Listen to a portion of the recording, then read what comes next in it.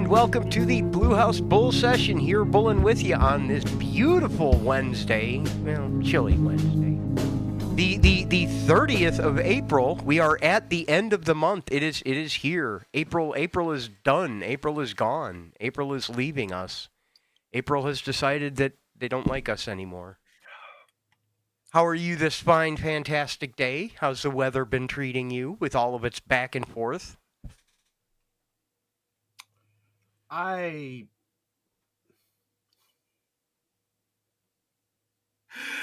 That'll never not be funny. Opinions, I have them. Get a orange It doesn't scented work. air freshener. It doesn't No, work. it really does. No, I have tried this. Since you advised it, I have tried it. It does not work. The problem is not the desk specifically. Sometimes the problem is the desk. Sometimes the problem is she jumps up in my lap like that. Mm-hmm. And I cannot wear orange clothing all the time. No. I know, Not scent, orange. I know, but that's what I mean, made of orange, not orange in color. I cannot wear orange oil clothing all the time. Anywho. It was glorious when I left work the other night and it was still 70 degrees. I'm like, oh, this is nice. It's like being out during the day. Yeah. And then, I got to go to get up this morning and it's cold again and there's frost on things. And I'm like, we just did this and then we decided to not. I'm hopeful that it didn't impact the single sprout in my bucket in the backyard, which I think is a pepper sprout, but I'm not sure. It'll be fine. I did not germinate them with any sort of technique or anything, which in hindsight I probably should have. I should have tried to give them a little bit of an edge, but I just couldn't bring myself to do it. I'm like, I'm not going to do anything else right. Why should I do this part right? They grow in nature. You throw a bunch of seeds in dirt out in the wild, they turn into plants sometimes, right? That's how that works. But I am very excited because I did see a sprout. I do not know if it's a pepper plant sprout or something else that fell in there, but there is a sprout in that bucket. So get ready for a whole summer of pepper plant alerts. They're coming. They're coming.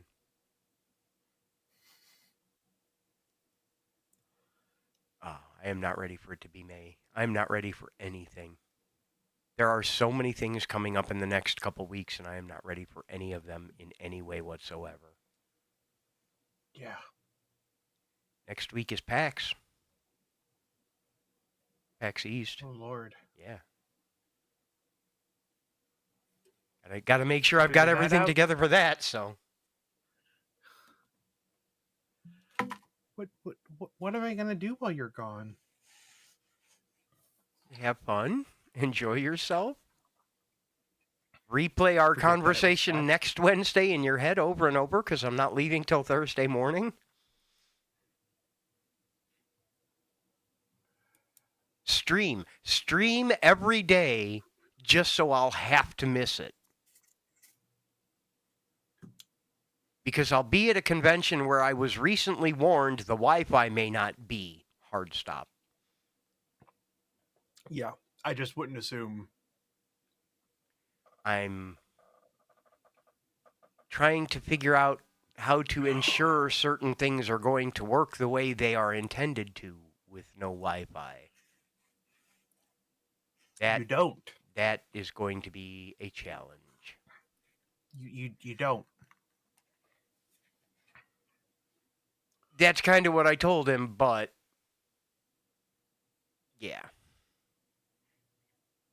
Especially because, you'll also be at the place doing the thing. Yes, but I will have my laptop with me, so in theory I should be able to fix anything because all computering is interchangeable.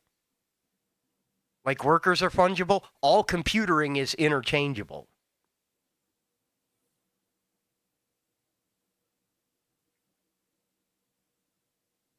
That is an opinion held by some people that are close to us.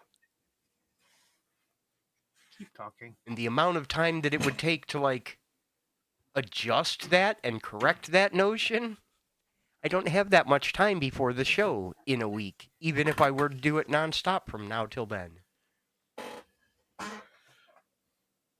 So it goes, though. Point is, it's gonna go fine. It's gonna be great. Everybody's gonna love it. I need to stop worrying about it. I can be aware of it, fix whatever I'm able to, do the things we've agreed on, and from there, it's in better and brighter hands than mine. But it's gonna go awesome. Everybody's gonna love it. That's what I'm sticking You will with. be the one of the few terms that I don't like and I never understood. Out of pocket. I realize it's probably one of those stupid old legacy terms from back in the days when things got faxed. You know, or Yeah. technology but old. Har har har. Yes, I'm calling everybody old. It probably meant something then, Yeah. but you will be technically contactable, Yes. but should not be expected to be able to reply on demand with any sort of regularity. I will be traveling. I will have internet connection sometime. I will have asynchronous internet. I should not be counted as online and able to What? immediately reply. See, that's where we run into both a blessing and a curse at the same time. We will be there. He can come find me and pat me on the head and say, hey. It's just if the system is built in a way such that it requires internet to function, then we may have issues. Well, if he's online doing something, that means he has internet connection. If he is online doing something that requires you to be doing something, there's enough internet for him to be online. Maybe. The thing is, Maybe? he's doing a thing in person. Okay, so dropping the pretense because it's not a secret or anything, Jiggy is running another session of Game Court at PAX East. Right. So I get to attend it in person this time.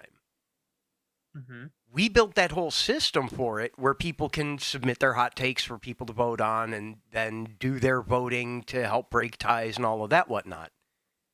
Right. That runs on another server, accessible over the internet.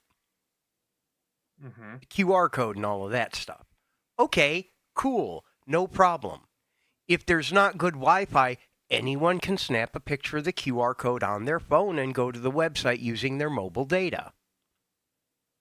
If you think there's going to be enough signal for mobile data to work either? In theory. In theory. Okay, that's not the problem. Then the results Is he recording this and going to be uploading the video later, or is he going to be streaming this? I'm not sure. I think he's going to try to stream it if he can. If not, he's definitely at least going to record it.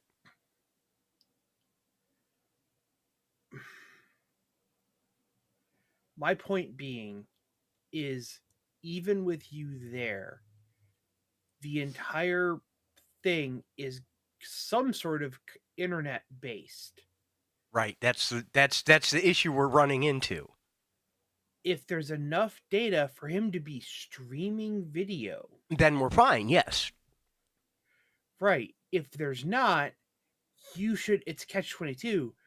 If there's enough data for them to be doing the thing and streaming it, there's enough data for you to be technically able to be fixing it. It's not even so much the fixing. Well, yes, it is. But the central issue we run into is The way it works is people can blah blah blah QR code blah blah blah blah blah hot take submit Yeah. phone mobile data whatever, that doesn't matter, that's all, and it goes up to our central server, Right. which relays it back to the dashboard over the internet. That's where we're worried about there being issues.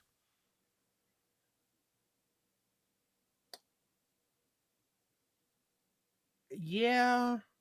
That's the specific weak link in the chain we need to make sure is resolved in one way or another, because my laptop does not have a mobile data connection.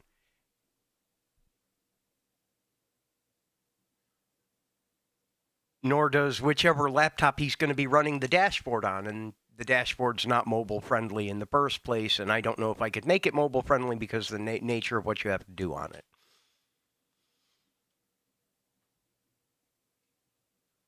So, we'll find a solution. We absolutely will.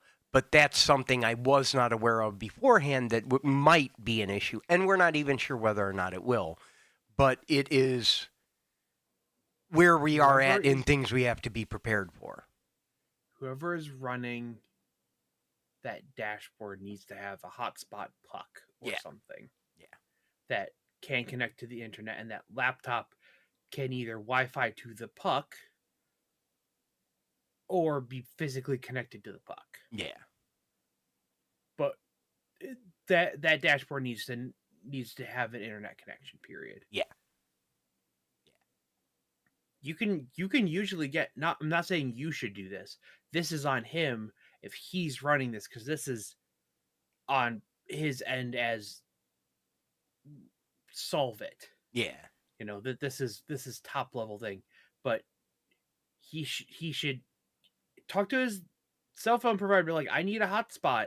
I need to be able to plug a laptop into it to be able to do an internet thing. Well, not just my phone to it. I need to be able to plug a computer into it. Worst case scenario, I am aware that my phone does support doing that.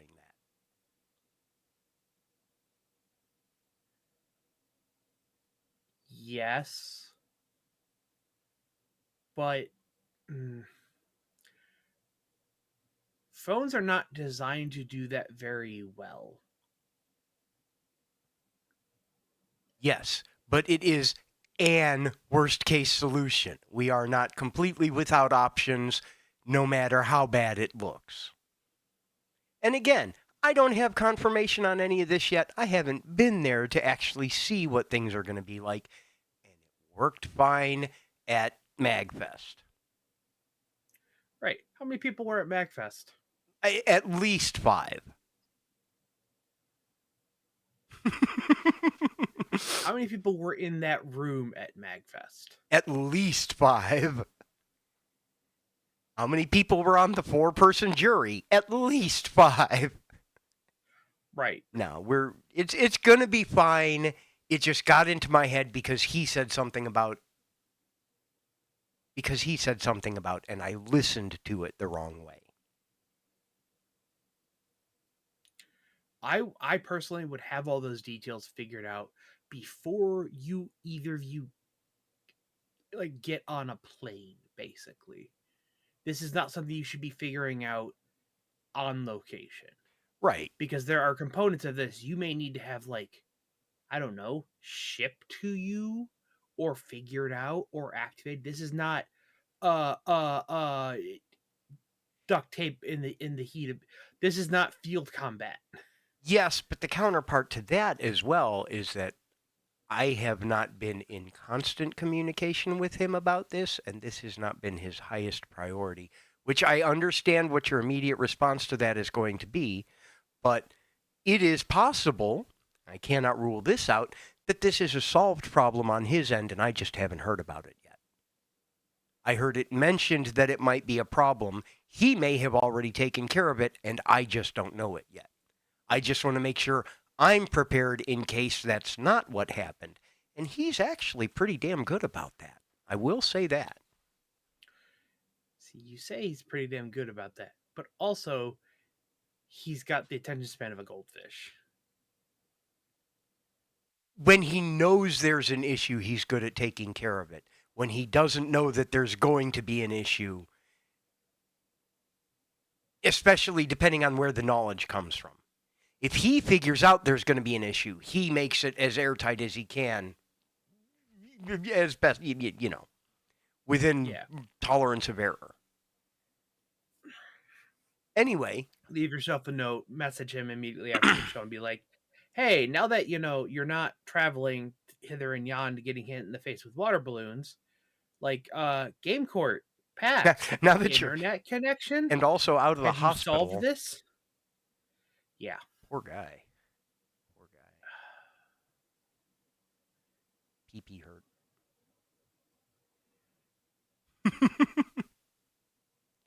I have to laugh a little bit because it's the only way I can deal with the stress of a friend being under the weather. I laugh at you when you're sick too, but I do so lovingly.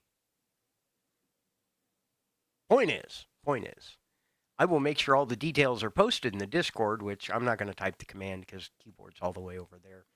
Join the Discord to keep track of what's going on with all of us. I'll let you know when Game Court Live is going live. I will be there live for Game Court Live in person. And I am irrationally excited. I'm so hyped. And you are gonna put a password on the dashboard, right? I already did. Okay. Already did. That was step one. When Jackson messaged me, and I'm like, yeah. Oh, okay. Fun trivia, because you know this, but I don't know if we ever talked about this on the show. We did Game Court before at MagFest, and I had the admin dashboard and everything, and I didn't have any sort of protection on the admin dashboard. And Jackson Prody was at MagFest. And bless him, he messaged me to say that he guessed the admin URL, and he was kind enough not to do anything untoward, but he wanted me to know that we did it. We trained him into a full-on hacker. I'm so proud of him. What, a year ago, was like, I want to learn to program. And now he's like, hey, I built this Rust crate for scraping your Discord messages, because he's building a Markov chain-based generator to use all of his past Discord messages to be a virtual Jackson, sending messages that he would send. And I'm like, my guy, I've been fantasizing about that for 20 years now, 30 years now. I was going to train a computer to be like me, and now we're at the point where we can do it, and you're out in front of me. We walked so the next generation can fly, or something like that. No, yeah, that's... It's awesome. It's so cool. It's so cool.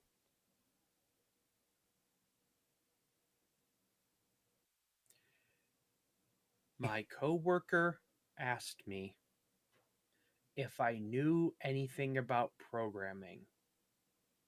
He knew I was into computer stuff and I was smart, but did I know anything about programming? And I beach balled in his face. Yeah. I just stared at him with the stare of 1,000. Oh God, how do I answer this question? And he's like, "Are you okay?" And I'm like, "Sorry, I just had like escape flashbacks." Yeah. My brain left my body. I'm like, yes, I do. Yep. It's like, oh, I had. He said I had to make a mini little website thing for a class, and they used some WYSIWYG dumb little thing in some creator tool, and they just like made basically baby's first HTML. And oh look, I wrote like MySpace levels of CSS. Nice. Okay, like add a tag, add a blink, or not blink, add a blink tag. We got sub. Thank you. Love you. Happy Yay. Wednesday. And yeah.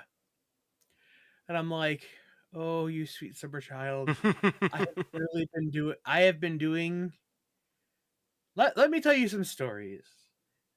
I have been doing this longer than you have been alive. Literally. You know that Because CSS you wrote? You didn't used to. yeah.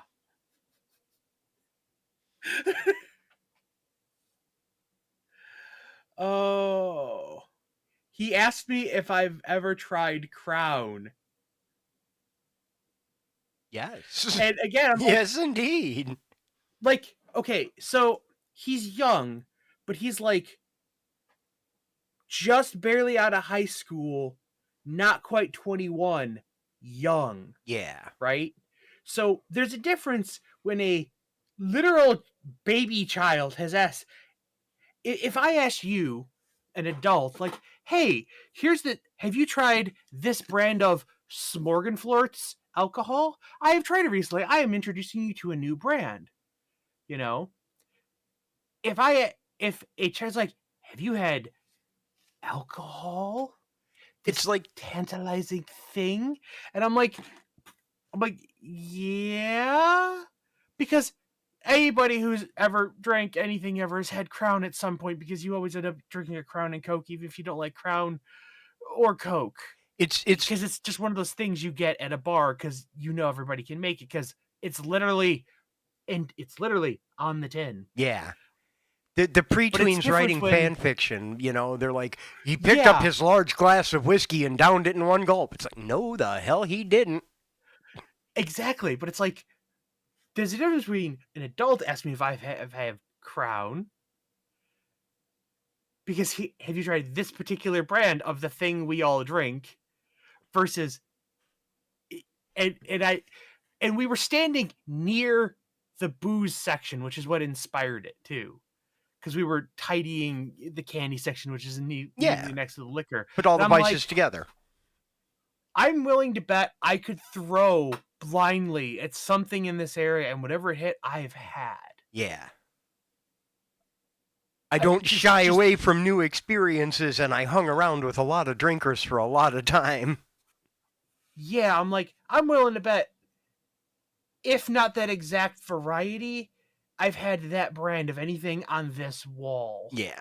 It was over by the cordials. It was all by like the fireballs and the rum chadas and the Jackson, like, not the wines, because why are there so many brands of wine? We have enough wine. Stop making new brands of wine. There's too many, and they're all the exact same fucking wine. There's differences. I'm no familiar, but there's differences. No, no, there's not. We probably carry more different brands of wine than we do cereal. Oh, I have no doubts. I have no doubts. But like, even in cereal, like, we carry like 7 or 8 different Rice Krispie type things, but they're basically all functionally Rice Krispies. Right. And there's only so many Frosted Flakes of different varieties. Oh my god, there's too many types. We have 2 different cereals right next to each other. They're just called Bran Flakes.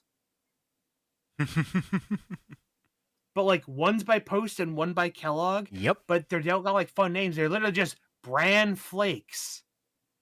And I'm like, one of you needs to have a better name. You know? I don't know, man. I don't know. I like bran flakes. I like the ones with raisins because I'm a giant child. Raisin Bran's good. Bite me. 100%. Raisin Bran's good. Yeah. I don't know if it's laziness or malice or just pure ineptitude. Either that or somebody on day crew is just like literally illiterate and they're putting something back on the shelf. Okay. At the hardware store, and you go get like nuts and bolts, and they come in little bags and stuff. Yeah. And they just have a bucket there. They're like, hey, you putting something back? Just put it in the bucket. We'll figure it out. Yeah. Like, don't put shit back on the shelf. Don't put it in the wrong place. If you're putting you change your mind, just put it in the bucket. Okay. Cool. This is the designated. I don't know where this goes. I'm not going to try. I'm just going to put it in this spot. We need one of those at the grocery store. Yeah. Here No, is a bin absolutely. welded to the floor for every cereal and can of soup. I don't know where it goes, but I know it goes over here. Put it here. Somebody else will put it away. We have Raisin Bran and we have Raisin Bran Crunch. They're made by the same company. The boxes look almost identical. I'll send you a picture tonight. Literally the exact same Raisin Bran and Raisin Bran Crunch right next to each other. About once a week, I literally have to take all of them off of the shelf. And untangle them. 28 boxes of each. Just like I'm like, oh, why is there no room? I'm like, let me actually check. Okay, no. Fuck it. And just pull all of them off, reshuffle them, and put them all back on. And now there's that correct room. And it's like, oh, this is too full. No, there's actually only 6 of them there. It's rough. It's rough. Man, now I want a bowl of Raisin Bran. I'll have to settle for my beans, which, by the way, thank you again. Thank you again. Buzzy brought me a ham bone to make a pot of beans. I made a pot of beans, so I'm going to set you aside couple big old Tupperware containers. We'll have beans for days. Honey bunches of oats. We have honey bunches of oats, regular, almond, strawberry, and chocolate. There's a chocolate one? Yeah. The almond one is amazing. I want to try the chocolate one now. I'm curious. Yep. You got my curiosity piqued. I'm intrigued. We only have like 1 or 2 left, and they've been redlined for a couple weeks. I think they sent us a box and then just like haven't sent more. I am trying so many new varieties of groceries. Since I have an inside man at the grocery store telling me when there's cool stuff. I forgot to bring you the orange creamsicle Captain Crunch. That's okay, because I need to see you soon, because I have beans for you. Unless my pressure cooker exploded and I didn't hear it. I will trade you. I got a ham for Easter because they had hams. They had half hams. And I got a 10-pound ham, 9.98 pounds, because they had them on sale for 78 cents a pound. Normally like $4.50 a pound. Yeah. They were like so I dirt grabbed cheap. one. And I was going to I don't know who's going to eat this. Either I'm going to give it to my ex to feed her and her people and my child over there for Easter, because I'm like, you know what, for $7 I'm not gonna pass up giving 10 pounds of ham to somebody. Actually less than $7, because I got another 10% off of that, so it was even cheaper than that. That 10 pounds, I had ham for a week. That's all I ate, and it was fully cooked. And so I'm like, I was like, she already got a ham. And I'm like, okay, I need to cook a ham. Hey, everybody, how do I cook a ham? And I'm looking at it, I'm realizing it says fully cooked. And I'm like, is this just 10 pounds of lunch meat on a bone? Mm-hmm. And everybody's like, yes, you could just open this and eat it. I'm like, okay, so I was going to take, a quarter, take the first couple layers off and take it as lunch meat and then cook the rest of it. And then I'm like, why am I going to heat this to put it in leftovers? To immediately cool it back down, yeah. Yeah. So I just opened it, deboned it, put it in bags, and then just ate nothing but ham 8 different ways for a week. I had ham sandwiches. I fried it up like you make fried lunch, just fried slab of ham. Big old ham steak, yeah. I got my griddle pan out with the weight press and like grilled it. I had shrimp scampi, shrimp cocktail. I took the pizza cutter, butterfly and cut shrimp it into long strips. Got 2 big cans of split pea and ham soup. Threw the ham in that to add ham to the split pea and ham.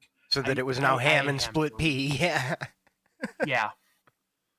And all of this, and he still not only brought me the ham bone, but a couple bags of ham to eat as well. So I have ham for days now. That was about 20% of it. Yeah. Yeah, because I split the ham into 5 bags. And it's very good. It is very, very good. Yeah. So now that I know, oh yeah, that's just 10 pounds of lunch meat. I'm definitely gonna keep an eye on that meat. Next time you see it, whenever they do those. Yeah. I was gonna freeze it, and then I just kept eating it, and I got down to the last bag. I'm like, I was supposed to wait. Oh no, I didn't freeze any of this, but I also ate it. But yeah, you know, you were gonna freeze it so it didn't go to waste, and if it didn't go to waste because it got eaten, tragic. However, shall we cope? Yeah. They always have the, oops, we made too much bread. Mm-hmm. We're not, we sell it half off or whatever. Day old, not day old, but like it expires today. Please take this for a quarter so we don't have to throw it out. We'll take a quarter instead of, $1. Yeah. And because I'm there and I'm going to eat it that day, I don't. That's basically all I buy. I literally almost all my groceries are out of the clearance section. Yep. Because I'm there when they put it out. Mm-hmm. It's still good.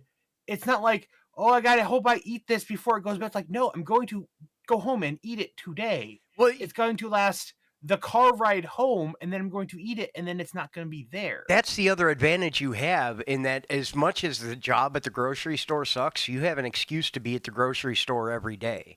And that makes it a lot easier to do that. Speaking of which, I don't know how big the Eastern European population is over where you are, but check your expiring bakery stuff and see if they got paczkis, like on clearance. Oh, all the time. Oh, man. All the time. Because we just had like end of Easter season and all of that, and I was at the grocery store and they had the paczkis and they had the Bavarian cream ones and the apple ones, and I want to go back and get like 8 more boxes of them. Yep. Because they are so good. Those over there. So good. They just offloaded a whole thing of marble bread. Yeah, the marble rye. The whole half the thing was just marble rye. Oh man. Good stuff. A lot of those went into they had a whole ton of those of different amount of sizes in Flash Foods. And I did not order them, but I got some other stuff, and when I went up there, I always check the app again when I get there. Mm-hmm. Because, like, I'll put in the order because I can't pick it up until 8, even though the store opens at 7, because technically customer service has to be open. Right. And so, like, I'll put in the order overnight because I see them actively putting the stuff in that system. I'll put in the order to, like, buy it immediately, and then I go back up there later in the day to get it. And I always check again because sometimes there's more stuff. I've had 3 orders pending. I'm like, are you for Flash Foods? I'm like, yes, I have 3 orders. Like, they're going to be spread apart because, like, I ordered something and then I waited and I ordered before I left the house. And when I got here, I checked again. They're like, you people. You people? You guys are the ones who... No, it's the night crew that does it because, like, literally my boss is going around and putting stuff in the system at the end of the night. So, like, we immediately buy it. He's like, hey, everybody, I'm putting first dibs. Get your phones on. I'm putting this in right now. My foot was in the background of one of the pictures because he was, like, actively taking the pictures. Nice. Flash Foods. It's a great system. You should all look into it if you have it in your area. Hashtag not sponsored unless, but I 100% agree. Thank you for turning me on to that because it's super cool. Super cool. Good way to save a couple bucks on things. Yeah. Flash Foods is a system a lot of grocery stores and even gas stations, anywhere that has like fresh food that is expiring soon. It's basically like their closeout section, but they put it in that system and then it's closeouts online. And it's stuff it's not always stuff they're like expiring. Some of it's just like it's been discontinued. They need it off their shelf space instead of putting it like in their, like, it's basically a clearance section online for fresh foods. Sometimes it's stuff expiring like in that day or within the next week. Sometimes it's expiring that day. A lot of like bakery stuff or for like fresh produce. Anytime the produce department will like fresh cut watermelon or something that pre-made in like the cups, it's got a shelf, it's cut, so it's got a shelf of like 7 minutes, and if it doesn't sell that day, the next day they'll put it in the flash freeze and it'll disappear, but it's discounted at least probably half, if not more. But it's stuff expiring in like that day or the next day, not always, but sometimes. But yeah, it's definitely worth we checking snag stuff out. out of there all Save the money, Oh, get good stuff. Get stuff Yeah. you might not normally buy, but Mm-hmm. if price is a concern on it, this is a good way to help do that. Or sometimes if something's damaged, Yeah. like we'll end up bakery will put a lot of stuff in there, like, oh, this 8-pack of buns got like something squished, so like it's missing 2, because it got like clipped or something. It's like 8-pack of buns missing 5. I'm like, what? But it's a quarter. Yeah. It's stuff like they'll put it in at cost because they'd rather get some pennies rather than 0. Something. Yeah. But yeah, Speaking of which, and it's browsable on your phone. That's the best part. Yep. Saves you from having to look at a whole grocery store full of stuff, for one thing. It's clearance section as a service is Yeah. literally what it is. Which is a fantastic idea. Stores, I think all stores need that for like all clearance sections, honestly. Yeah. They would sell out of anything in clearance sections if they did this. Yeah, no, there's a lot to be said about it. Speaking of things you might not buy normally, I want to provide a follow-up that I showed you earlier this week to a story from last week when I mentioned that I used to have the rings that came with Neverwinter Nights, and I'd been looking and couldn't find them, and you immediately went and sent me a link because you found them immediately. I now have the Chaotic Evil and Lawful Good rings from Neverwinter Nights. And I want to thank you again for finding those so quickly. Because I picked them up immediately. Remember the exact ones you were talking about. Yeah. And I'm like, they were common as hell. Right. There's gotta be, like, as much as people had, like, let me check eBay just to make sure I got the right ones. Oh, look, they're right. They're right there. The $10, they're buying it now. Okay, yeah. I can send it to you. Yeah. So I am absolutely thrilled and overjoyed by that. But now I'm kind of like running down the list in my head. Is there anything else that I used to have and wish I had again? And I think I managed to replace all of the things that I used to have and then didn't for whatever reason. This was like one of the last few, I believe. The only other ones are I don't have the Katamari game for Xbox 360 anymore. I think I do. Or I have to double check. Is it that one or the PS3 one? Anyway, I don't have either of those systems, but those are things that I want to make sure I have in my collection, and maybe something to play it on would be nice. Okay. But I digress. Game for a system I don't have and I've never owned, but I owned a copy of this game, and I'm pissed, and I wish I had it again out of spite to the universe.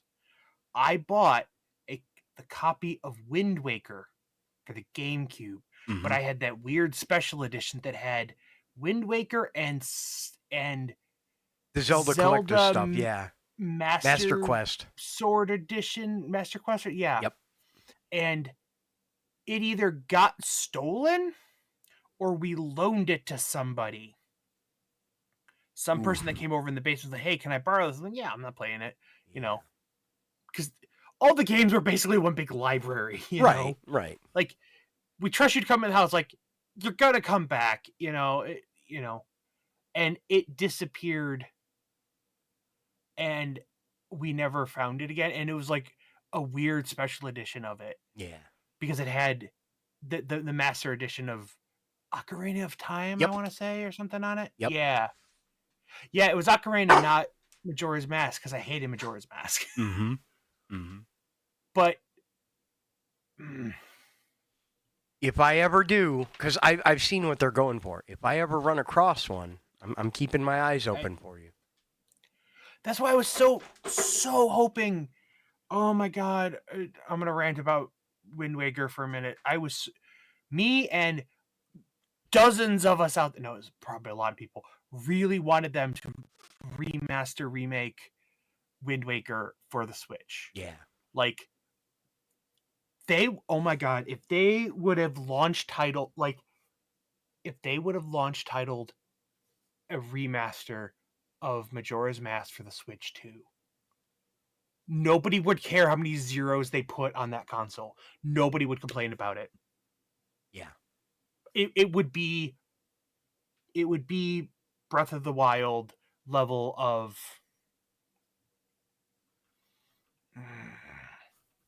yeah.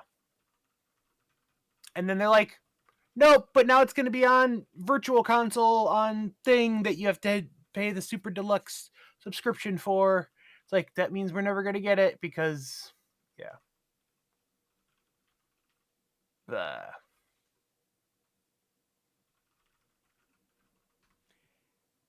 Well. Yeah, there was actually a couple GameCube games I bought because we or somebody had a GameCube. Yeah. I don't know if the GameCube was actually technically Carla's. It just lived in the living room, or it was the house GameCube. But I owned many GameCube games. Yeah. We had kind of a interesting system set up for all of that. Yeah. Oh my god. Oh my god, those Switch boxes. Oh my god. Before TVs had a whole slew of inputs, they had boxes that you could use to switch between multiple inputs into your TV, and we had them chained together because we had all of the consoles and also the VCR and also... Before HDMI, everything was connected with RCA, the red, yellow, white. Yep. And we had Switch boxes that were like the standard generic, they may have been GameStop store branded physical ka-chunk, like it disconnected actual physical connections. Switch boxes, 4 inputs to 1 output, right? Yep. We owned more than 4 systems or other devices we had to have connected. You can chain those things. Such as you've got 4 going out into the input of another one, and 4 going out into the second input of another one. We had a bank that was, you changed the master one to video games versus devices that played things, that had the VCR and the DVD player and the Betamax, which were all still actively hooked up and usable at any given time. Look, my Muppet Babies tapes were on Betamax, okay? Yeah. That was where the huge collection of Michael's porn. The Nick at Night, because Nickelodeon at one point in time, before they spun it off into a whole different channel, had a section of nighttime programming, Nick at Night, where they showed old sitcoms and stuff. They ran a special once. They did it a lot later. But once, the very first time, they ran a special broadcast of Nick at Night for the adults of old Looney Tunes. And I recorded 2 hours of Looney Tunes on Nick at Night on a Betamax tape. Okay. Here's your generation litmus test. Are you black and white TV show at night, old Nick at Night? Or are you Toonami anime at night, old? Or are you Boomerang, old?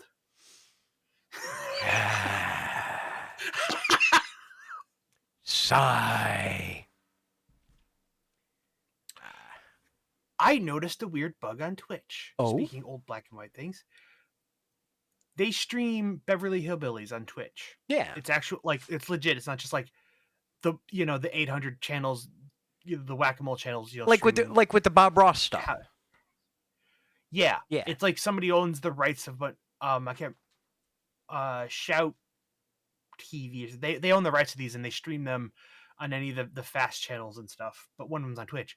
There's a weird bug, and I don't know if it's something they do on their end because it's monetized, but not, or it's like a special stream. No matter how many people are in there chatting, it always streams at one viewer. Interesting. It's always at exactly one viewer. That's neat. That's weird. Yeah. I want to talk to our contacts at Twitch now and be like, hey, we noticed a thing. It's got to be like a special override or something. Message Grant. He might know.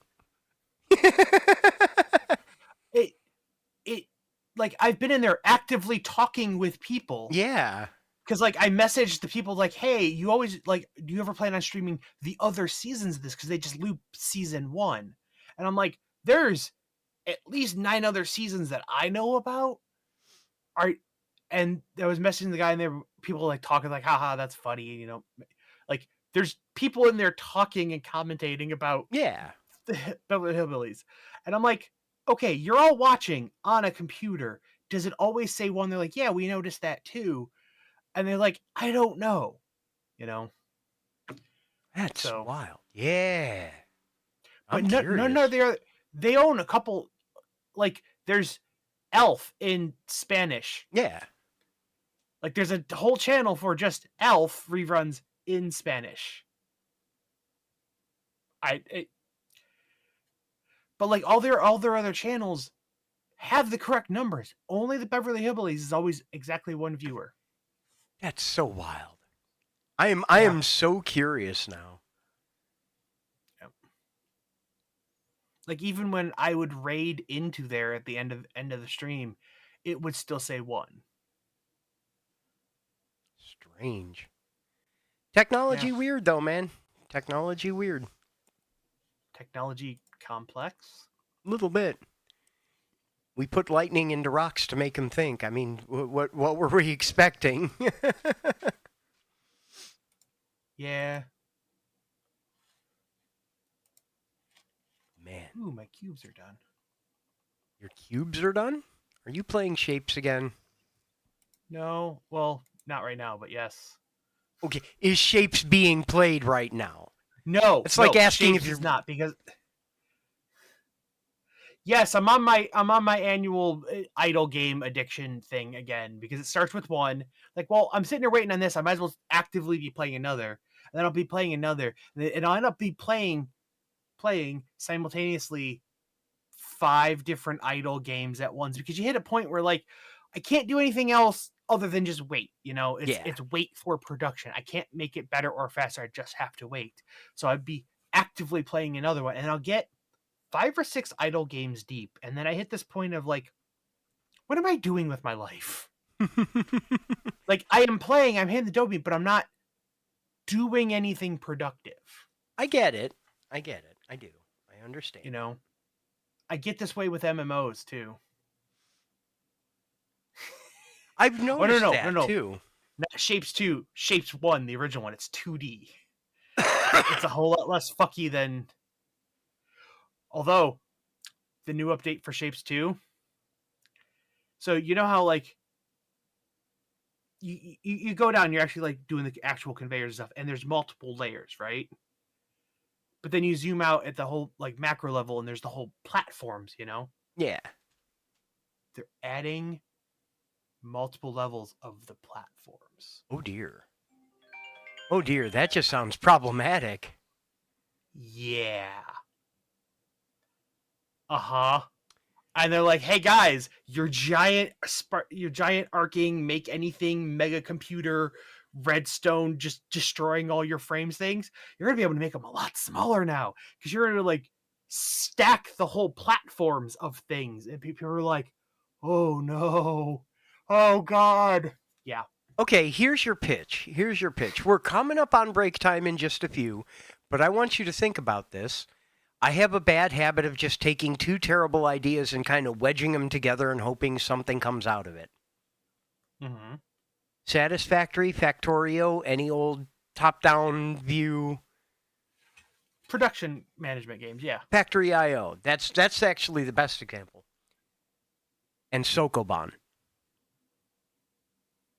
You don't just stamp the buildings into place. You have to push the components in to make the factories.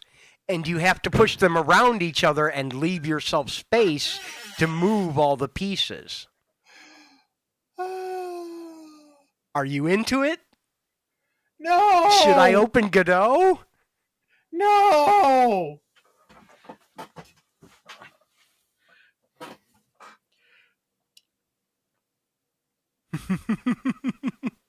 Somebody brought that up in the early build of Satisfactory. Like when you you just click build, it goes zoop, and now it's built.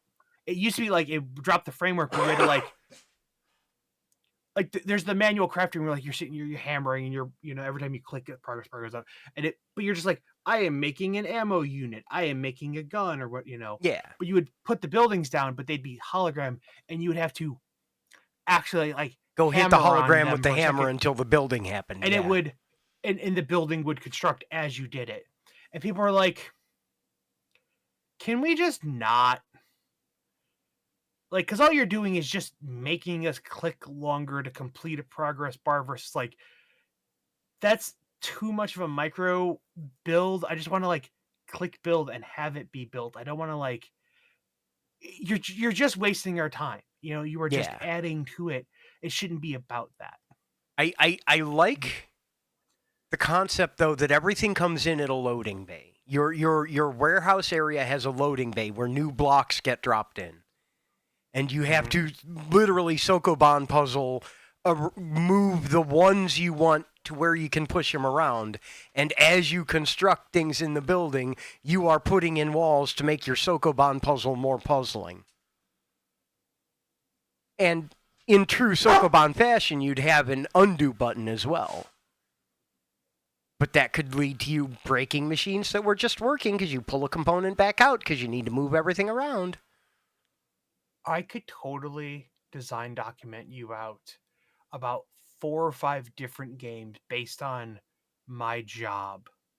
Loading dock simulator. Yeah. There's just moving around pallets and make that put this over here, but also inventory management. And, just I could literally just from my experiences at my job, I could get you at least right now, 3 different fully distinct different games out of just the shit I have to watch or do. Yeah. And then the shelf stocking thing, and then can do. It's we could just all the different components of working at a grocery store. Yeah. Wild stuff, man. Wild stuff. All right. I hear an incoming bark. I think we are going to take a break. We're going to take a few minutes. We're going to run some ads. I'm going to go see if my pressure cooker exploded or not. I'm pretty sure it didn't because I didn't hear a big bang.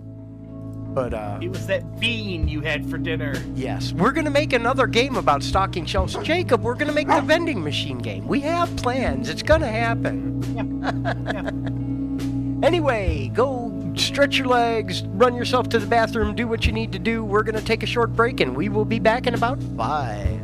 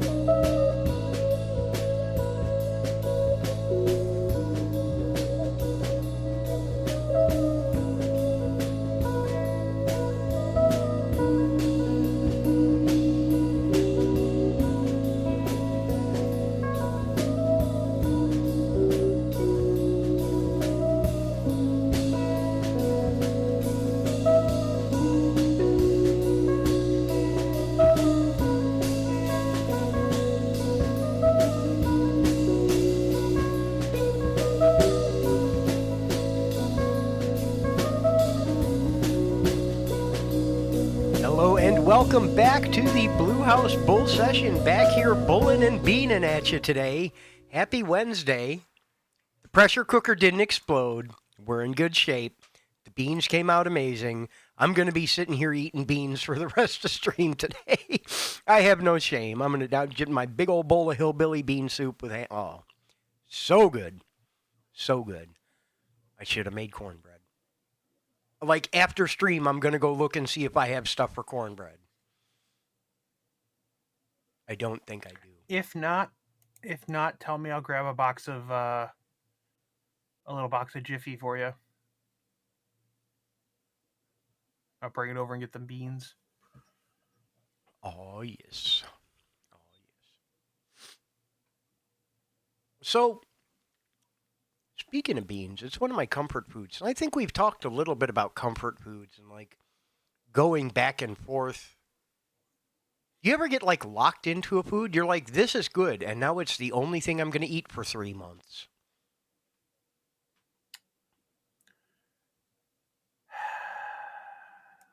Jason. So it's a neurodivergent thing, huh? Yeah, it is. But yes. Yeah, I suppose so. We made beans with ham and soul food seasonings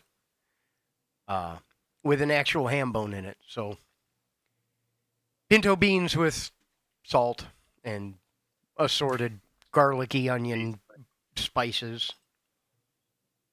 A little bit of cayenne, a little bit of chili powder, a little bit of paprika. They're not spicy. They have some spice to them, but they're not like pain spicy. You're going to love them.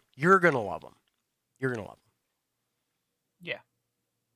They're not quite as bland as Michael Bean's. But did he just like hate flavor, or like he could not taste it, or too much taste, or I think salt and sweet are the only two that he could take in any quantity whatsoever.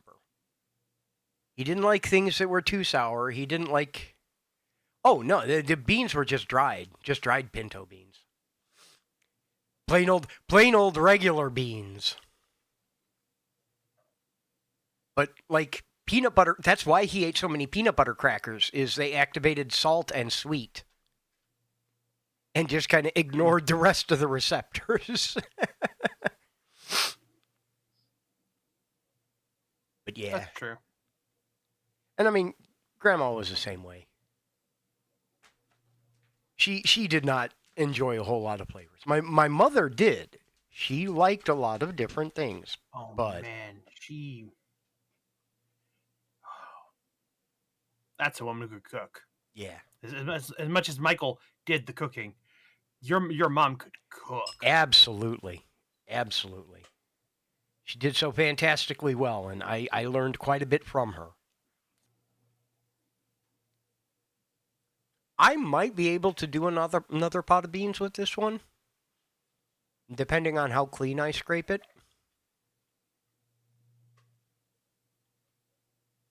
It wouldn't be quite as potent, but I make up for it in other ways. Yeah. I think they sell... I'll have to actually check the meat counter tonight. But I think they sell bologna bones, yeah. Yeah. You know, the bone they take out of the middle of the deli bologna.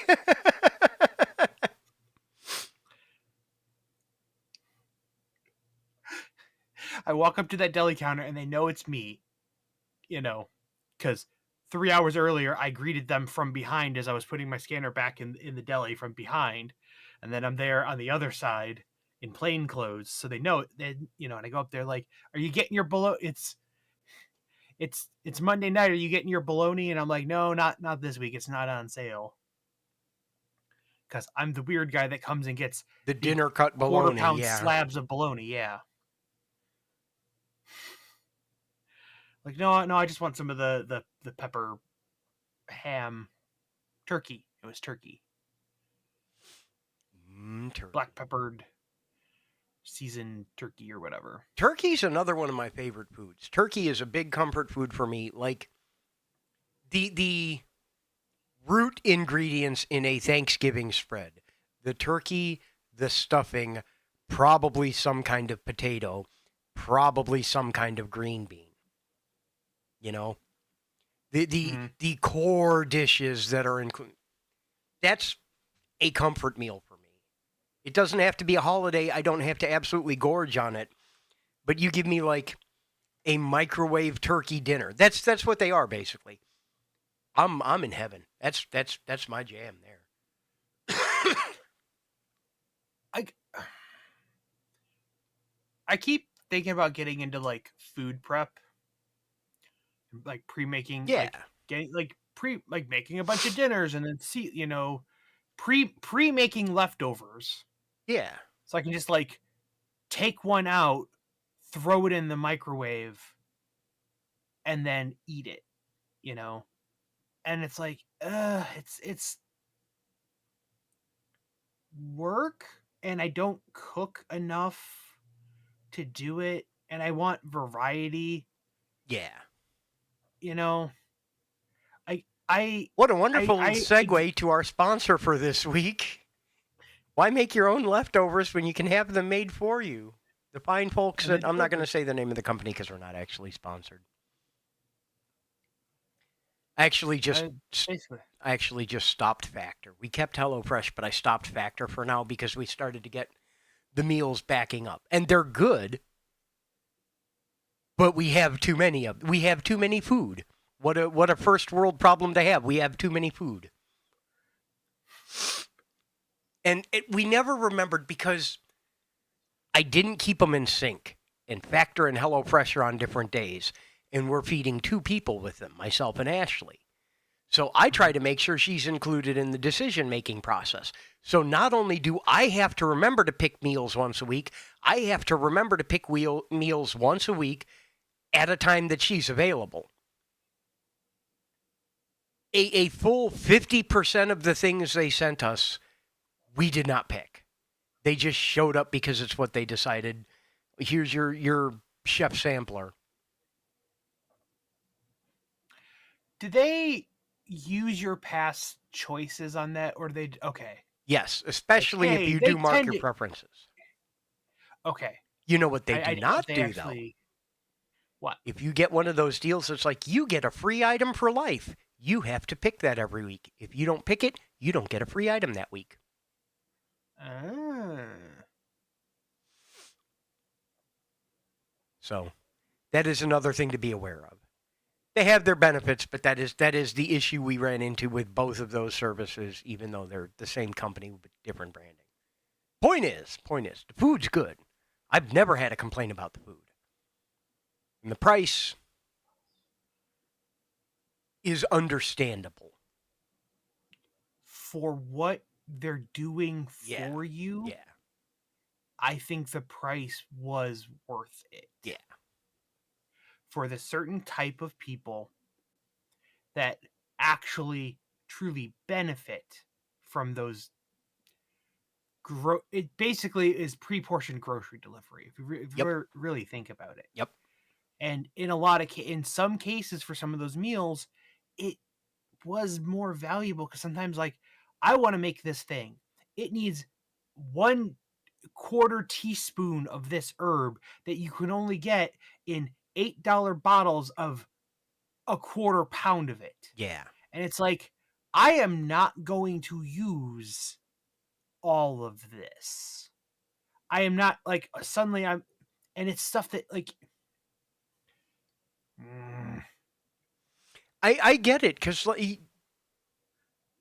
it's difficult to buy smaller amounts. You're going to pay more for smaller amounts no matter which way you go about it. And there are some things you can't get a serving of. I've seen in some they don't in my store, but I have seen grocery stores that have started to store brand pre-portion out smaller samples of a lot of those.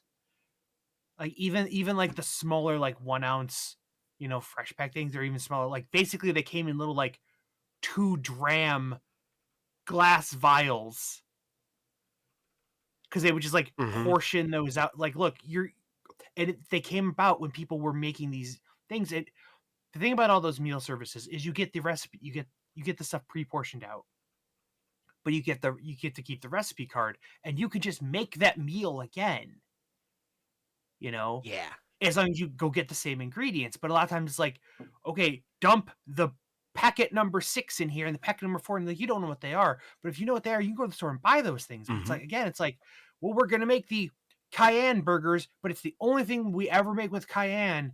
And so we have no cayenne, but I don't want to get the 3-ounce jar of it when I need A quarter a teeps. pinch. Yeah. Yeah.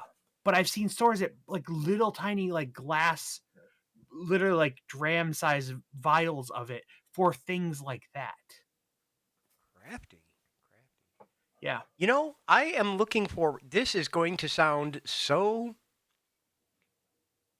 Tell me you're neurodivergent without telling me you're neurodivergent. I am looking forward because I saved the recipe cards from HelloFresh and I have a stack of them. First of all, they're Yep. all facing the right way because I did that. I have not taken the time to go through and alphabetize them and strip out duplicates yet. And I am excited to do that because the duplicates will help me determine what, when we remember to order, we tend to reorder. So that eventually I can wean myself off the service and go to the grocery store like a functional human being and buy the things to make the pub-style shepherd's pie because that's the one we always get.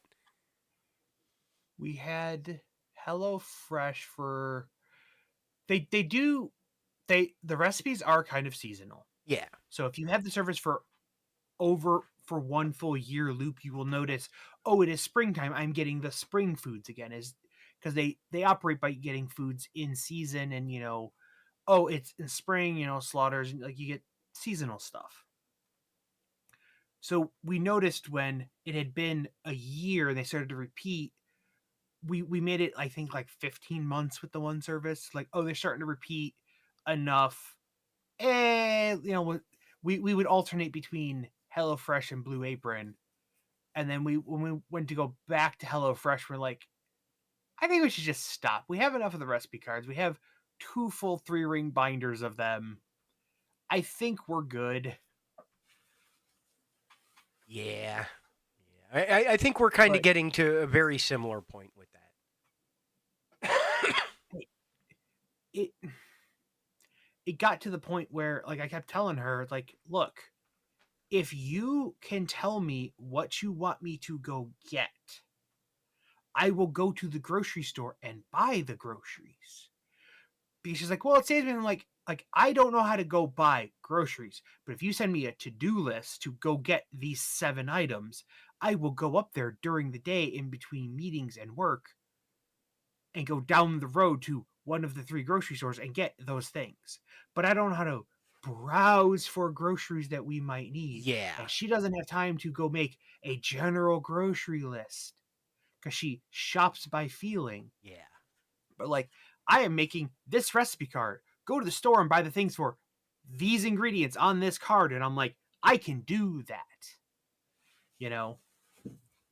And so we started doing that. She would pull out a couple cards. Like, she'd pulled 2 or 3 of them out of there that we were going to make that week and try to find stuff that kind of overlapped. Yeah. Like, get 2 things that use ground beef so you can get a bigger thing of ground beef. And then I would go to the store and buy the things on that card. And that's it. Because we'd always have pizza once a week, and then there'd be a leftover night, and there'd be a whatever the hell else, and And a breakfast for dinner night, which is make your own damn toast.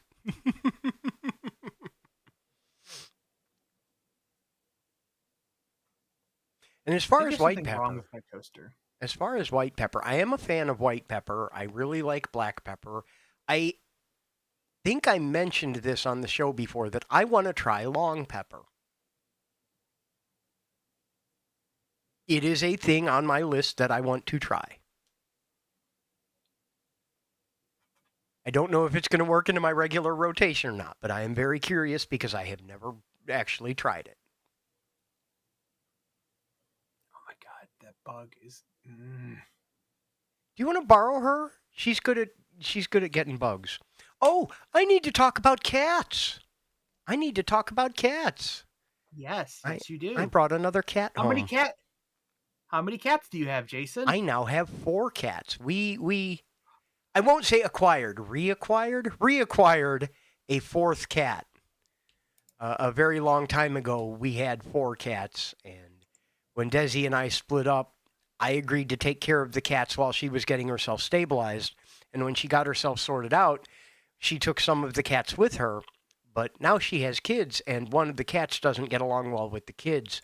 So she was looking to rehome one of the cats, Gomez, a black and white tuxedo, big floof mofo. Um, and she asked me if I would help her find a home or if I knew anyone that wanted a cat. So I immediately went to the roommate and I said, Ashley, how would you feel about another cat? And she said, oh my God, yes, like immediately, as I knew she would. So, yes, I did find someone that wanted the cat. It was me. And we brought It home me. Gomez. And I am so glad to have him back. He's starting to get used to everyone again. He's starting to understand his role in the house.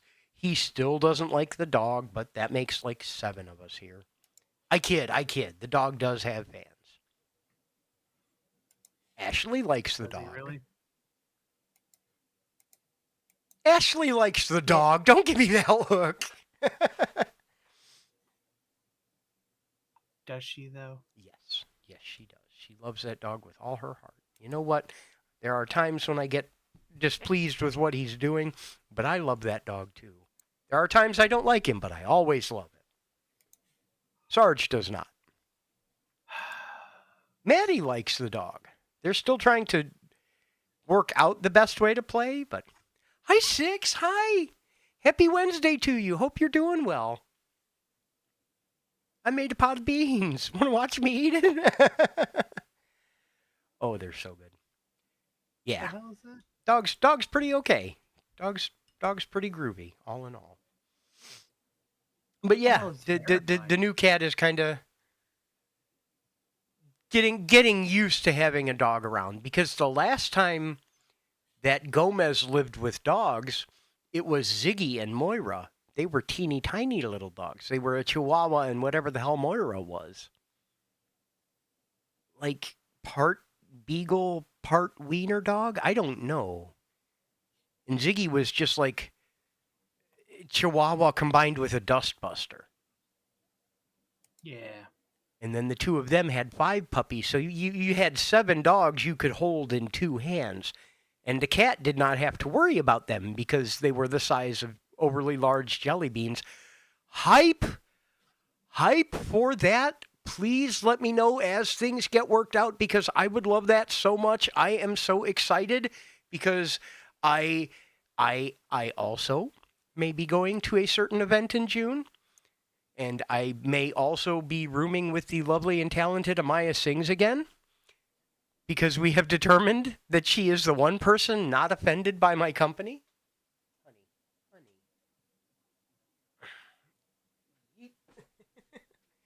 I tried. I really did. I tried. You just would not go anywhere. Not. Oh.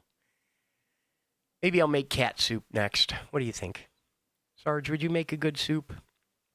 Are you too tough and bitter? Look at this baby. Look at this baby. She's such a sweetheart. She is my princess. I love all of my cats. I do. But this one, she very, very special. Give me a kiss. Okay, enough making out with the cat. Let's get back to the show. No, that would be awesome. I certainly hope you can. And if there's anything I can do to help with it, please let me know. We are going to make it happen. We are going to make it happen. PAX is going to be awesome. Zeldathon's going to be awesome. Everything's going to be awesome. I'm feeling better now. I'm no longer panicking. Talking to you has helped calm me down. I'm feeling good about everything that's coming up now. There's still a whole lot of it coming up, but I'm feeling better about it. Speaking of everything coming up, did you see the code reviews I put out last night? Yeah, I'm sitting there and I got a push notification from my GitHub app, and I'm like, Huh, that's odd. Oh, wait. A, what the hell is he doing up at this time? B, why is he working on that? And then I got distracted, and then yeah. The last time we met, we talked about some things we wanted to change on the website. And the way the website gets Yeah. deployed, there was another change that had been sitting in code review for a month. So I just kind of sent out another reminder. When that went through, I put in the website changes. I haven't deployed it yet because I wanted to make sure everyone had a chance to look at it first. But that combined with some of the other things we were talking about the last time we met, I want to get Cafe official and real and all of that whatnot. And we're right there at the precipice of it. So I figured I would do my part. Do that and then get back to work on Dungeon Golf. Because I have been thinking about Dungeon Golf a lot recently. And I think I'm never done switching gears. I'm never done starting new projects. That's just a defect of me as a human being, and I know it. But I have much clearer vision on Dungeon Golf, and I've been talking to Jacob about it. I've been leaving notes about everything.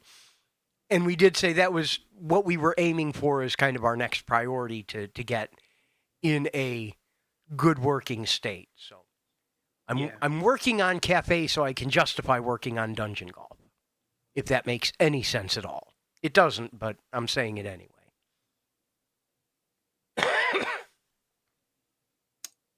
Gotta have a bunch of stuff to show off at our booth for the show in September. Yeah. Which, by the way, I heard back we got approved. Oh. Because they have a jurying process where you have to submit an application to submit an application. Kind of the way fancy craft shows and stuff work.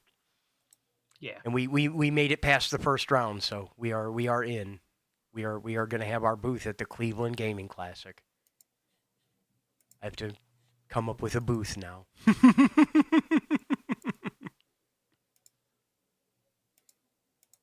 That's going to be so cool. That's going to be amazing. I'm like taking a pile of notebooks to PAX with me, and I'm just going to take notes on all the booths. Which ones did I want to stop at and why? Yeah. What did they have that got me over there? What did I learn while I was there?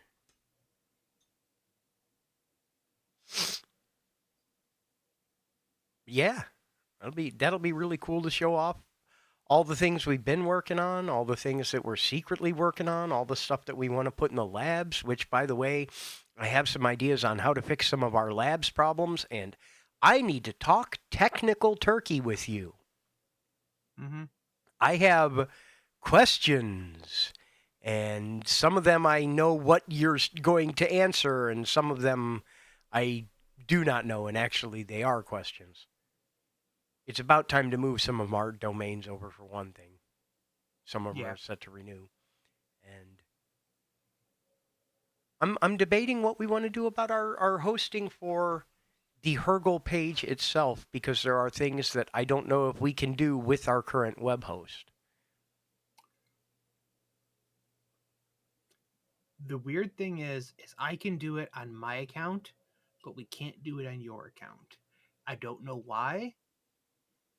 There's some Apache thing they have set differently that I know I can do under my account for my domains, but the Hergel one's under your account, and for whatever reason, it doesn't work there. I think it may be time to actually move some of those off to a different hosting solution in general. I know we had talked about that before, and we probably should do that. It's been 20 years. I know brand loyalty and stuff, but maybe it's time we go with. I mentioned that there were thoughts I had where I knew what you would say. And one of them is, why don't we just run our own server? No. Why don't we stand up a light sail instance with Apache and PHP on it? And I know why we don't, because it's a security nightmare, but... Well, yes and no. Because for one thing, it would be...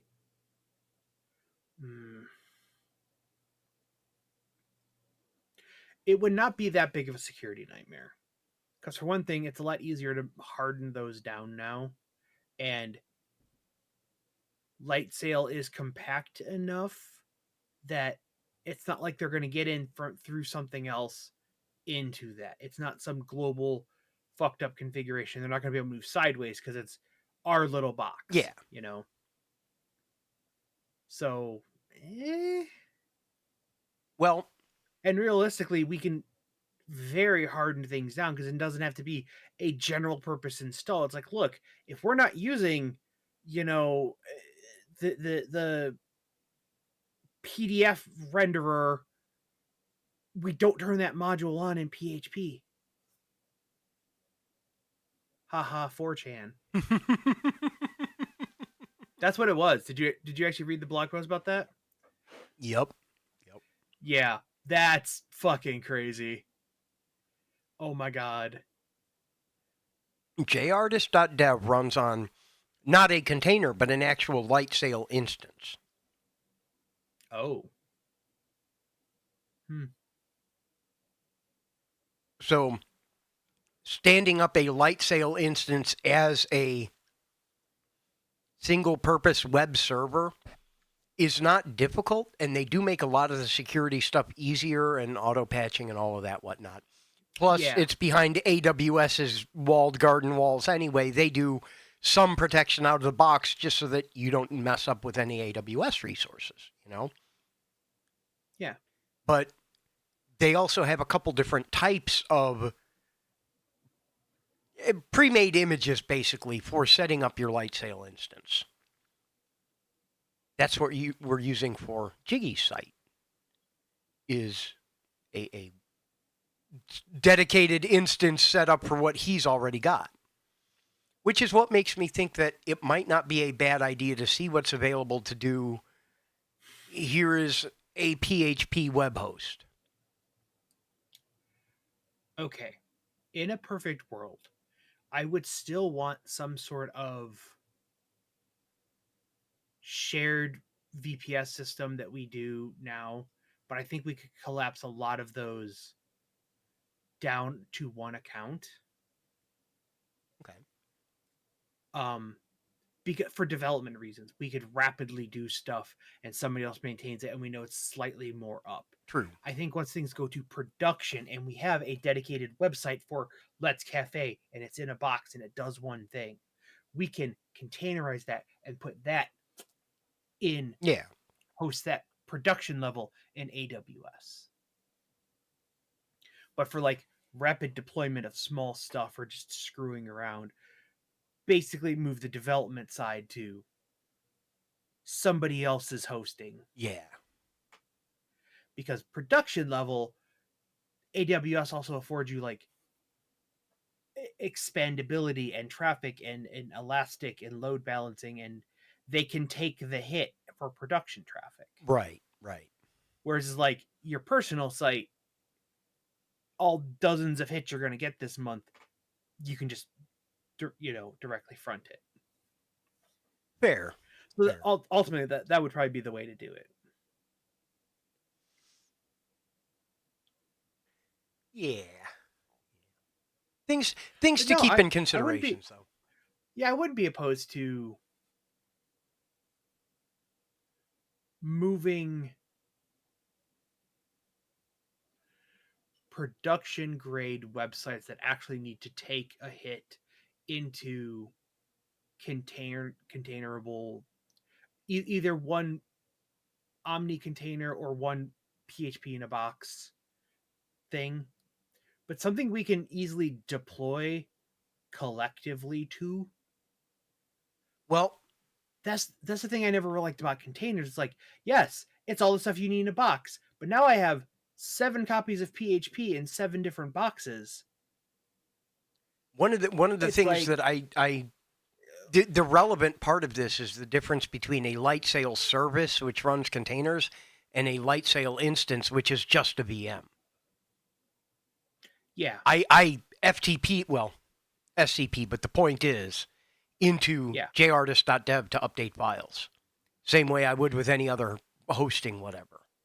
That's the problem, though. Yeah. That's the problem we have with the Hergle website, shop talk people, is it's not just the website. There's a million other things on there because it was Jason's general purpose Yeah. personal website Here's domain. all the So internet stuff. it's hard to deploy the website to it, the Hergel website, because we have to carefully, we can't just like copy the files because it's in a bunch of different places and there's other personal files there. So you can't just like, okay, delete the old copy and upload the new one. And you can't like, okay, we deleted this. So it's like, we can't delete things because we don't know what's supposed to be there. Because there's a million old projects there, or stuff you're running for other people, like a clock for Jiggy or something. Oh my god. Which he has its own goddamn website. Put his clock there. I am. Now that I'm running his website, I am. And there's a copy of that clock for somebody else on there too. There's a copy of that clock that was actually a timer for another event for him. No, it's some other streamer. They were like, hey, oh, I wish I had one of these. And you were like, hey, Fuzzy, you have the credentials. Can you like go set that up? I'm in the middle of something. And I like copied and pasted and put it under a different thing because he wanted the same thing, but with a different font. I vaguely remember that now, but I couldn't tell you any more details. It's in the same. It's in like a neighboring folder, and I'm like,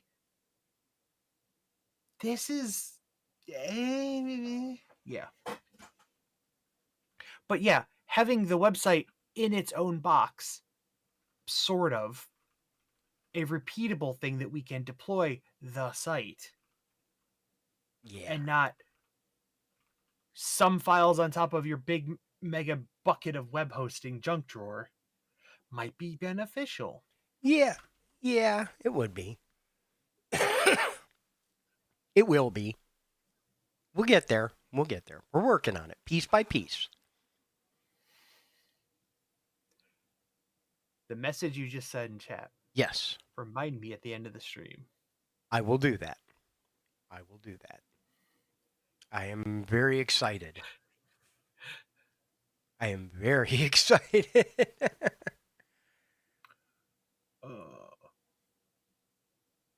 I have a theory question for you. Go on. Okay. A few years ago, and still right now, it's still a little bit of a hot topic. Loot boxes in video games and whether or not they're gambling. Okay. Okay. What's your feeling on daily bonus type loot boxes? I'm good with it. Personally, I'm good with it. Thanks for logging in another day for playing. Yeah. Open this box, get a random reward. I'm okay with that. not a fixed, you logged in each day, you get a fixed reward, but it's a random one. But it's Even literally then, yeah. like percentage tiers of different things. That's okay. Just once a day, you cannot get another. You can only get one a day. Mm-hmm. That's okay. As long as there are other ways to acquire those same items.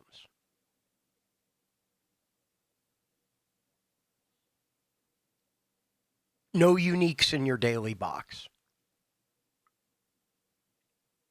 Okay. Would I still consider that a loot box? Yeah. I don't know. I honestly am kind of inclined to say no.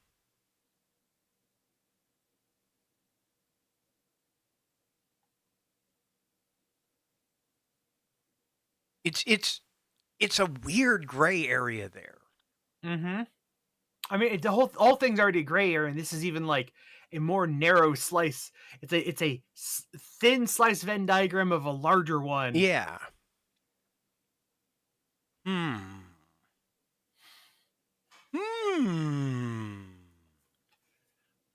Interesting. I'm playing this old idle game, and it's mostly abandoned at this point. Like, they haven't updated in a couple years, and they even said, like, look, this was kind of just a personal dumb project, and it kind of got out of hand, and we're we really don't have time. We don't have the time to update it, and they haven't. And it got thinner and thinner updates, and like, okay, it's basically abandoned at this point. But you can buy the premium currency, and they don't take it down because like they probably still make money from some whale out there. But one of the things, there's a daily bonus of you 5,000 spin the ticks. wheel. Oh, wait, wrong game. But there's whatever premium currency, but you can get some a little bit every day. And like, I'll bring up, let me see what, can I even bring, no, I can't actually bring up I can't bring up the screen, but there's like a overwhelming chance to get like 10, there's a 30, there's a 50, like there's like a 5% chance to get 50 and a 3% chance to get 100. Right? The some of the upgrades you get costs 1,000. Yeah. So it's going to be many days of playing if you don't want to drop any money. The thing is, you can save scum these because you can like save your thing, roll your daily bonus. You got a bad one, you can reload your save. So it's like, okay, you tried, but you're doing something dumb. So I basically save scum it every day until I get the 100. If I get a 50, I make a second save just in case I get too tired of it. But I'll do it 20, 30 times until I get that 3% and I get that 100. Yeah. The other version is in a different game. A lot of these games used to be web-based games. And so they were saving in your browser, in local storage or a cookie or something. Right. And they always have some way to like, hey, export your, like, browsers are tolerant. Your save might go away. You should export and like download your save to your computer once in a while. And just to, and to encourage you to do that, as long as you do that once a day, they'll give you as a carrot to remember to export your save, do your own backup so you don't come complaining when my browser updated and it ate my cookie, or I am a weird paranoid person. I delete all my cookies every day because they think that does anything useful. Mm-hmm. And it deleted my save in my idle clicker 2000 or whatever. They would, export your save once a day and we'll give you some premium currency, which effectively makes it a daily reward. Right. Even if you aren't playing, just like log back in and do it. So there's that. But it's always a fixed, those ones are usually a fixed amount. Right. Here's your daily dollar. Yeah, we'll give you 5 premium currency just for exporting save, just to get you to do it. Or we'll give you 1 bronze chest to open, which will have some variable amount. But again, then that actually gets into loot boxes and stuff. But it's like, it's interesting. Yeah. Especially if you have to choose. You can have this 10 currency, or you can take what's in the box. I'll take the box. It could be anything. It could even be 10 gems. The box could even be a box. Yeah. Because one of the games does that.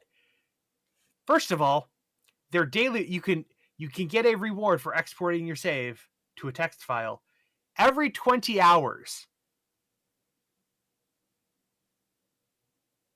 Yeah. Okay.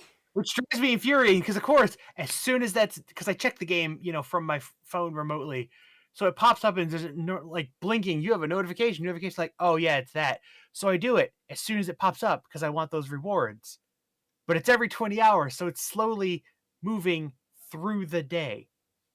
That's sinister. But what they give you is 1 bronze box. One of the things that is in the loot table for the bronze box is a bronze box. It's like you open the bronze box and you got a bronze box and 25 gems. And then you open that bronze box and you got 10 gems and another bronze box. My record is 7. That's amazing. And I'm just like, open. And I'm like, open. Am I doing something? It happens once. You're like, okay, I opened what? But you get 7 in a row. You're like, did I break the universe? Hopefully. That's cool though, man. See, there's another one of those like things I'm gonna file away in my head as a mechanic to steal. Is I want boxes that have the possibility of boxes as rewards, but every inception level you get in, the rarity of your prizes increases. I have gotten bronze boxes out of a silver box because sometimes when you complete achievements, you get silver boxes, which have like basically add a zero to it. You get like 50 gems or Yeah. 100, not just like 5 or 10. But one of the things in there in the silver box table is bronze boxes. And I think there's like a 1% chance because I have gotten a silver box out of a bronze. So it is possible to go up. Mm-hmm. But it's like, Yeah, I remember that game. I am intrigued. Da, da, da, da, da, da, da. Man. Man, oh man. Yeah, we still need to get together because you mentioned to me that you want to do an idler in Godot and you want help figuring out the control nodes and everything. We still need to get together on that. Yeah. I'm very excited to see That's what kind you of do with that. I want to slowly evolve it. Partially, I want to write an idler game in any goddamn language. I figure Godot is a good enough platform 2D wise to do it. Mm-hmm. Because I probably should learn it just for the hell of get my feet wet at least in it. Because it seems to be not going away. Yeah. As much as I look through, Ego's code and stuff, I'm like, oh yeah, this isn't that. No, it's Yeah, this language isn't like Lua some written of in the Python. Yeah. yeah. Yeah, basically. Oh my god, Replicube. Oh my god. I hate Lua. I remembered I knew Lua. Mm-hmm. Like, oh yeah, it's in Lua. I'm like, I don't know Lua. Like, oh wait, no. I did learn this a long time ago. Do you know why I learned Lua? I do not. The macroing system in Final Fantasy XI Oh. for the Windower had an external Oh. macroing system for doing gear swaps, and it was all in Lua. And our friend Batman, not his real name, we call him Batman because one time he bought a novelty license plate cover with Batman stuff around it for his car. That I don't even think it stayed on the car for very long. It was like one summer for like 6 weeks he had a novelty license plate cover with Batman logos on it.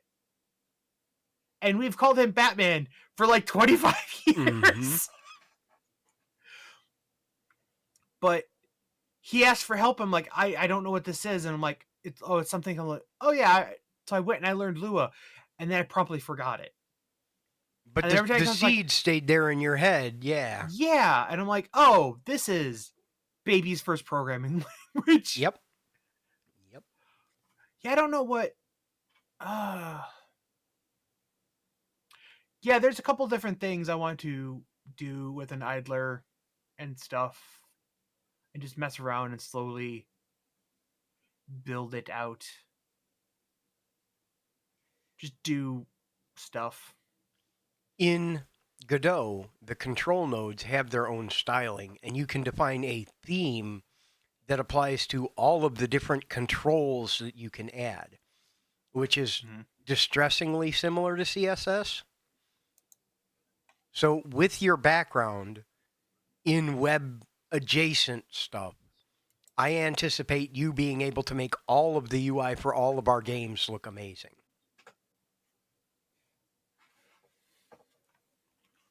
Oh.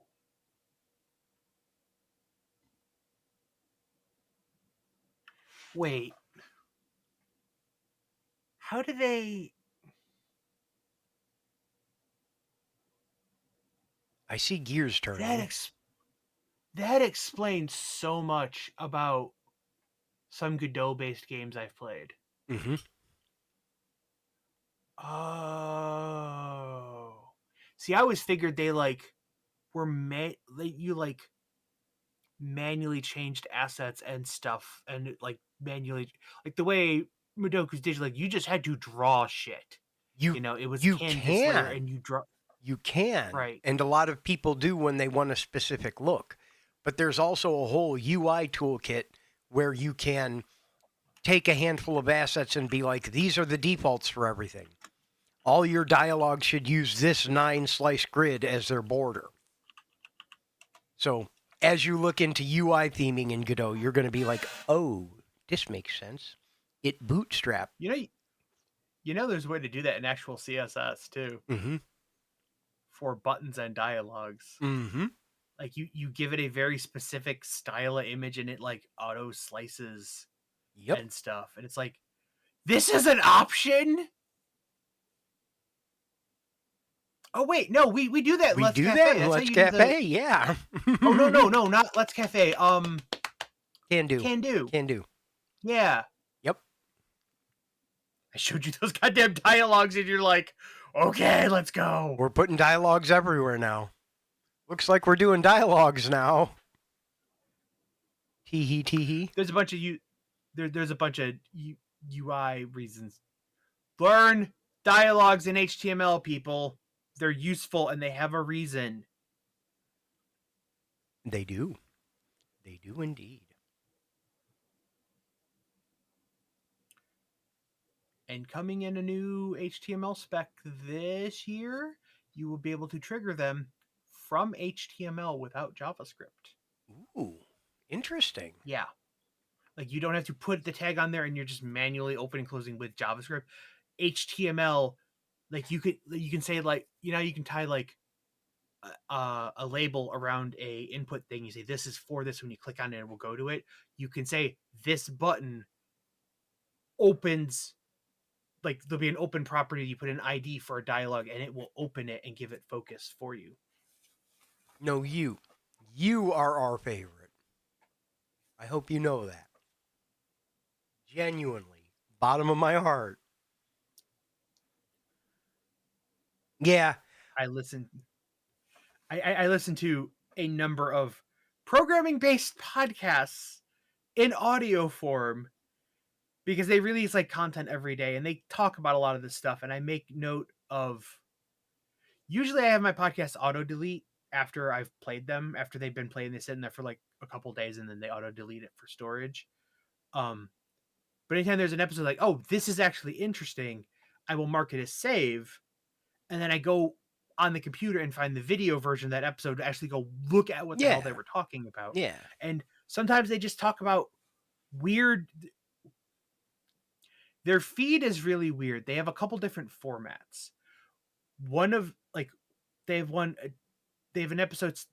They have one where it's called Tasty Treats, where it's just like neat stuff they found, and that's like on Tuesdays or whatever. And then Fridays, like their interview thing, where they like interview somebody on the show, and another is like a long form diatribe, welcome to my 3-hour TED Talk type thing. But it's like, so it's different formats, so it's interesting every day I listen to it. Yeah. But that's how I learn about this stuff. Is I'm not out there scouring it. I have the stuff being piped into my ears. Meanwhile, I'm just refreshing Hacker News once an hour. It's my Pomodoro timer. Every hour on the hour, I go hit refresh on Hacker News and see if anything looks interesting. I open it in a new tab and ignore it until I get bored.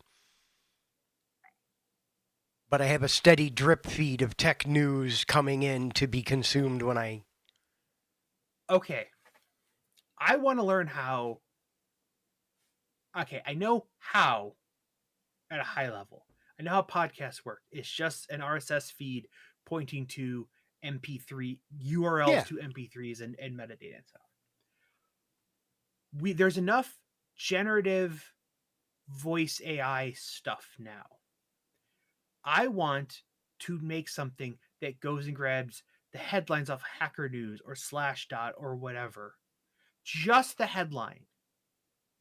Literally just the headlines.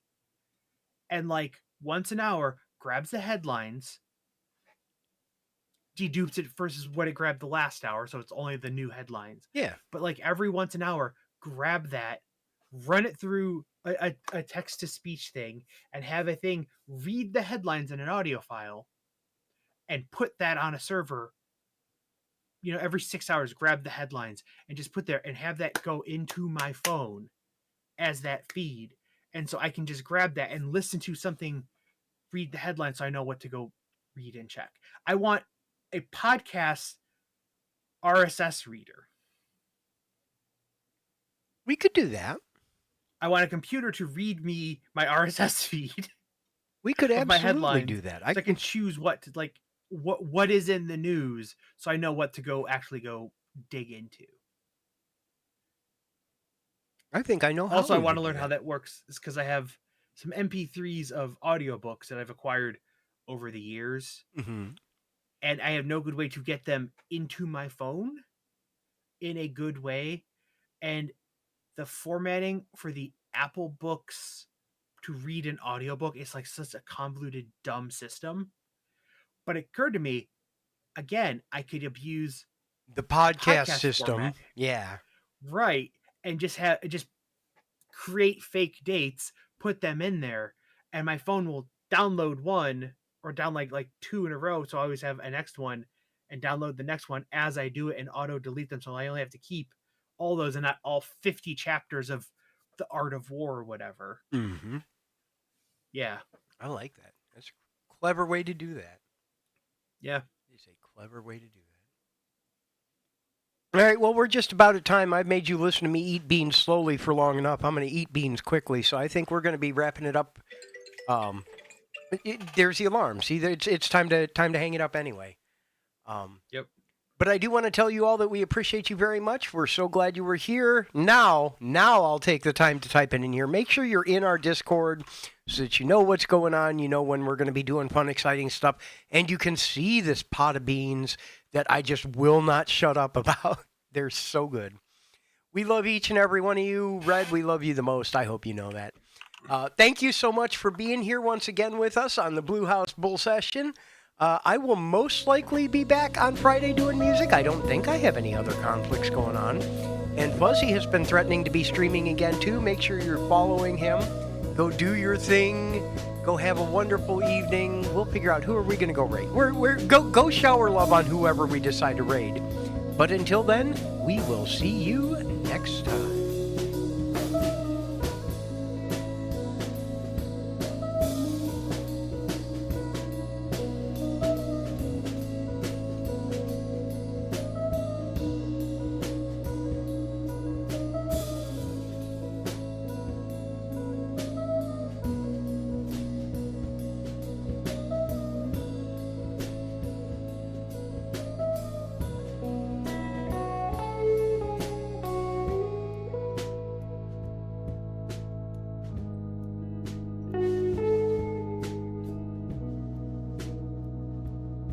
Thank you.